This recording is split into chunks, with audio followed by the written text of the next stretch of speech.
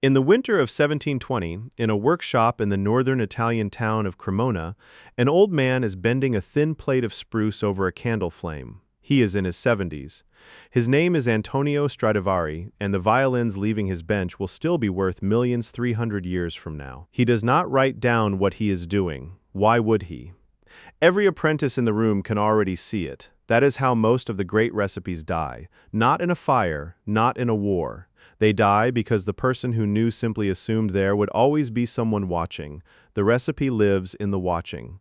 When the watching ends, the recipe ends with it, no matter how many finished objects are left behind to prove it once existed. We have spent a lot of time in this archive on the things the past built, and we cannot rebuild. Today, we are pulling 10 of them onto the table at once. 10 recipes humanity held in its hands, used, depended on, and then let fall. Some we have clawed back. One of them turned out to be hiding something its own makers could never have known was there. We start with the man at the candle. Number 10. 300 years after Stradivari's death, a modern violin maker can scan one of his instruments in a CT machine, match the maple grain for grain, copy the arch to a fraction of a millimeter, and still not reliably reproduce the sound. Something about the Cremonese violins has resisted every attempt to clone it. For decades, the chemist Joseph Stradivari at Texas A&M University argued the answer was hiding in the wood itself. In samples from real instruments, he found things that have no business in raw spruce: borax, zinc, copper, alum, traces of lime water. His reading: the Cremona workshops soaked their timber in mineral treatments, probably to kill woodworm and fungus, and those chemicals quietly changed how the wood carried sound. That is a lost recipe, if it is real. And here's where we have to be honest with the record. In 2014, the acoustician Claudia Fritz and the violin maker Joseph Curtin published a study in the Proceedings of the National Academy of Sciences. In a darkened hall, elite soloists played Stradivari violins against brand new ones, blind. They could not tell which was which. On average, they preferred the new. Fewer than 700 of Stradivari's instruments survive, and around them has grown an industry of belief that may be doing some of the work we keep crediting to the wood. So the secret in the wood may be genuine chemistry we let slip, or it may be a beautiful story 2 centuries old that we simply cannot put down. Maybe the secret is us. The next recipe no one doubts existed. An empire jailed a man over it. Number 9. In 1704 in Dresden, a young alchemist named Johann Friedrich Böttger is working under armed guard. His crime is a boast. He told the wrong people he could make gold, and Augustus the Strong, the ruler of Saxony, has decided to hold him to it indefinitely in a locked laboratory. For 1,000 years, only China had known how to make true porcelain. White, translucent, it rang when struck. Europe bought it at the price of silver and could not copy it, no matter how many kilns burned trying. Böttger stopped chasing gold. Working with the mathematician Ehrenfried Walther von Tschirnhaus, he started firing the local Saxon clays instead. On the 15th of January 1708, they drew from the kiln the first true hard-paste porcelain ever made in Europe. The missing ingredient was kaolin, a fine white clay. The recipe, which they called the Arcanum, became one of the most guarded industrial secrets on the continent, and Böttger stayed a prisoner of the very thing he had cracked. He never truly won his freedom, and he died in 1719, still in his 30s, worn out and still bound to the manufactory his discovery had built. The prize was a prison. Notice what almost happened. China had held that recipe for centuries and never lost it. Europe nearly failed to reach it at all. A recipe is only ever one guarded workshop away from vanishing. The next one vanished so completely that we now argue about whether it ever truly worked. Number 8. In the year 132. At the Han court in China, the astronomer Zhang Heng unveils a bronze vessel almost 2 meters across, ringed by 8 dragons, each holding a small ball above the open mouth of a bronze toad. One day, one dragon releases its ball. No one in the capital has felt a thing. The court laughs at the machine. Days later, a rider arrives from the west. There has been an earthquake hundreds of miles away in exactly the direction the dragon pointed. The original device is gone. Every seismoscope with Zhang Heng's name on it today is a reconstruction built from a single paragraph in an old dynastic history. In 2005, a team led by Feng Rui at the China Earthquake Administration proposed that the heart of the machine was a suspended pendulum, built a working model on that principle, and reported that it responded to real seismic waves in a way that matched the ancient records. But we owe you the other voice. The science writer Feng Zhouzi has argued that the famous museum replicas are little more than ornaments that never functioned, and on the old mid-century model he is right. We are rebuilding a machine from a sentence. The blueprint is a sentence. That was a device we lost. The next thing we lost was a chemical trick performed 3,000 years before the chemistry existed to explain it. Number 7. On a stone ball court in the Mexican lowlands, more than 3,000 years ago, a solid rubber ball comes off a player's hip, heavy as a cannonball, and bounces. Think about what that takes. Raw latex straight from a tree is nearly useless. Left alone, it turns brittle or stays sticky. It does not make a ball that can survive a game. In 1999, Dorothy Hosler and her colleagues at the Massachusetts Institute of Technology published in the journal Science what the ancient makers had worked out. They blended the milky latex of the Castilla elastica tree with juice pressed from the morning glory vine. The vine carries compounds that cross-link the rubber, and by changing the mix, Mesoamerican craftsmen could tune the result. Bouncy for the game balls, tough for sandal soles, soft for adhesive and for figurines. What they were doing is, in effect, vulcanization. The same class of process Charles Goodyear would patent and build a fortune on 3,000 years later.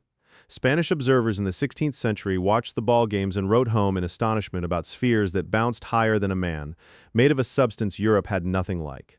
And the exact knowledge, which vine, how much, how long, drained away in the centuries after the conquest. They vulcanized rubber before Rome existed. Rubber at least left us the balls. The next recipe left a color, and then the color itself disappeared for more than 1,000 years. Number 6. Around 3,250 years before the Common Era, in an Egyptian workshop, someone heats a paste of sand, a copper mineral, lime, and natron in a furnace past 800 degrees, and pulls out a brilliant blue. It does not sound like much until we remember that blue barely exists in the natural minerals a painter could reach. Most of the ancient world had no true blue. Egypt manufactured one. It is the first synthetic pigment human beings ever made, older than the pyramids. Chemically, it is calcium copper silicate, a compound called cupro rivete. The Roman architect Vitruvius even recorded how it was manufactured. The recipe spread across the Mediterranean and colored the walls of Rome. And then, after Rome fell, the written account outlived the living workshops, and even that memory faded. It was simply lost, not made again for over 1,000 years. Here's the part the makers never knew. In 2009, a team including Giovanni Veri published in the journal Chemical Communications that Egyptian blue does something extraordinary. Shine red light on it, and it answers back in near-infrared, a light no human eye can see, and it does so more brilliantly than almost any known material. The pigment mixed for a pharaoh's wall is now borrowed for medical imaging and security inks. It still glows unseen. That pigment hid its secret in a light we cannot see. The next object hides its trick in plain sight in your hand. Number 5. In a case in the British Museum sits a Roman cup from the 4th century, carved with the death of the mythical king Lycurgus. Look at it with light falling on the front, and the glass is a dull jade green.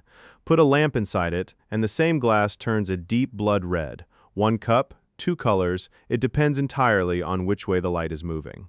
In 2007, Ian Freestone and his colleagues published in the journal Gold Bulletin what an electron microscope revealed inside the glass.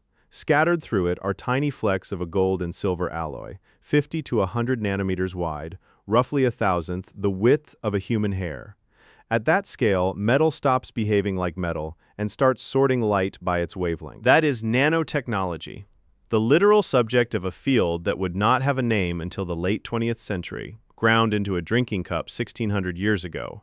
It has been called fairly a piece of Roman nanotechnology, though the Romans had no word for the thing they had done. We do not think they understood it. The precise alloy suggests a Roman workshop that could repeat the effect, but almost certainly stumbled into it first, and there is a harder limit. Only one complete piece of this glass survives in the entire world, so we cannot watch them refine it. One cup, that maker at least left us the object. The next recipe we have never actually held. We are not even certain it existed. Number 4.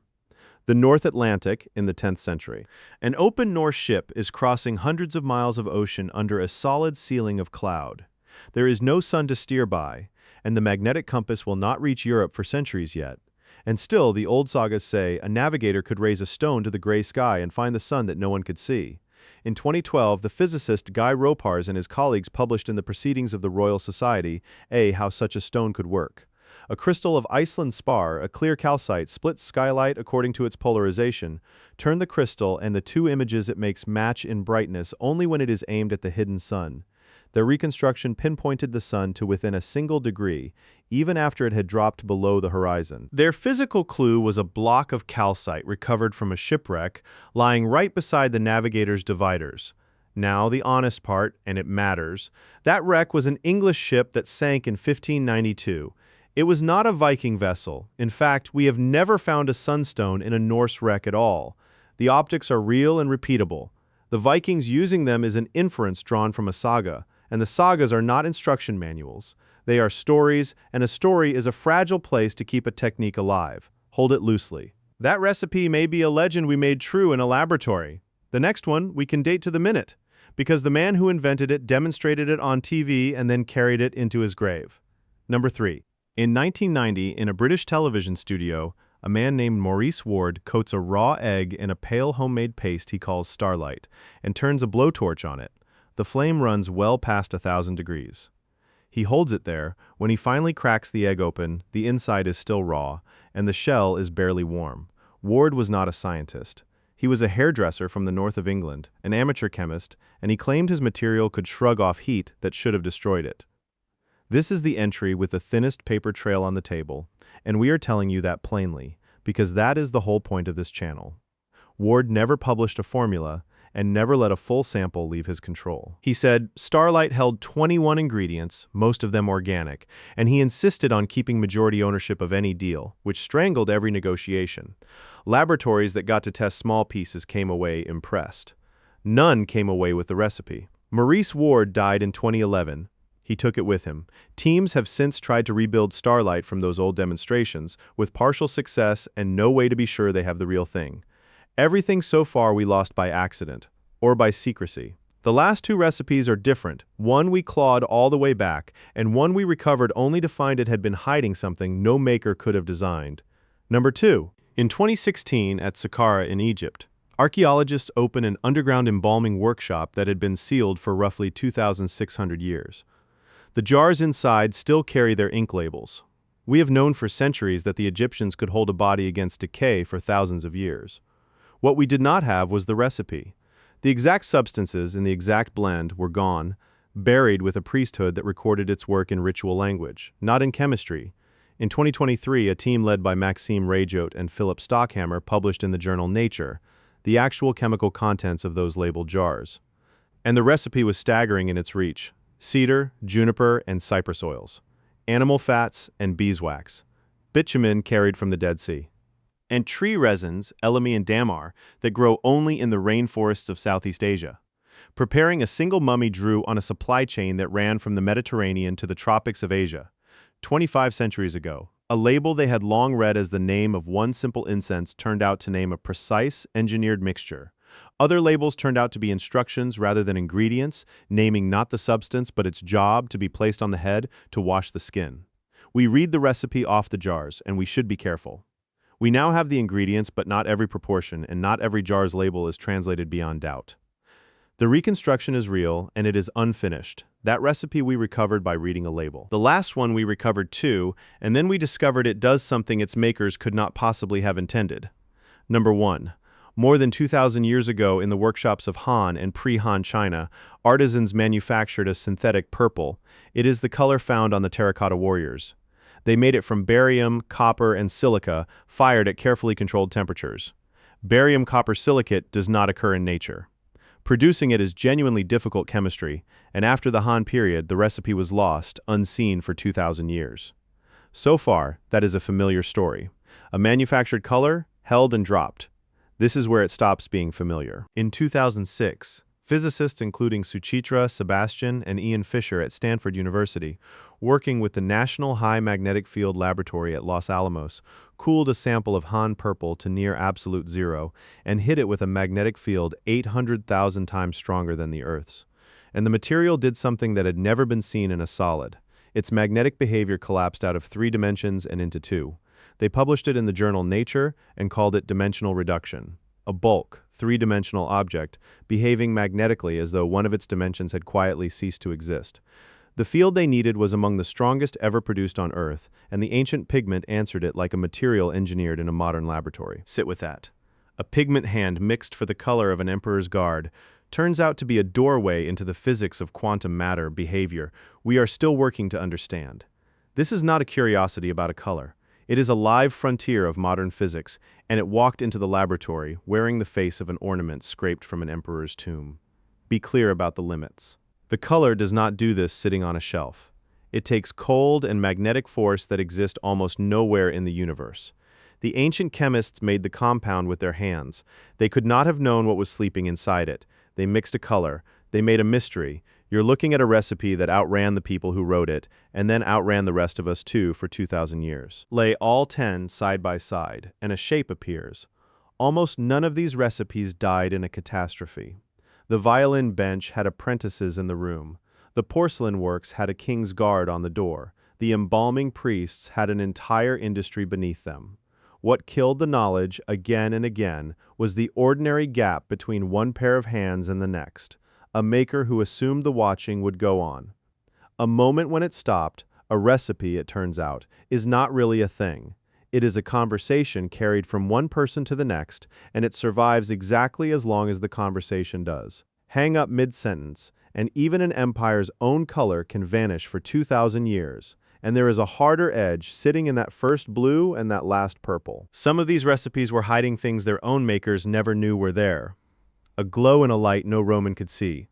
A whole dimension folding away near absolute zero. When we lose a recipe, we do not only lose what it did, we lose the chance to learn what it was all along, quietly capable of. That is why we keep the record, not because the past was wiser than we are, because it knew things it never got the chance to say out loud. And because we are the ones still holding the line, mid-conversation, deciding what gets carried forward and what we let go quiet. If you want to see more of what the record keeps hidden, click the video on screen now and make sure to subscribe.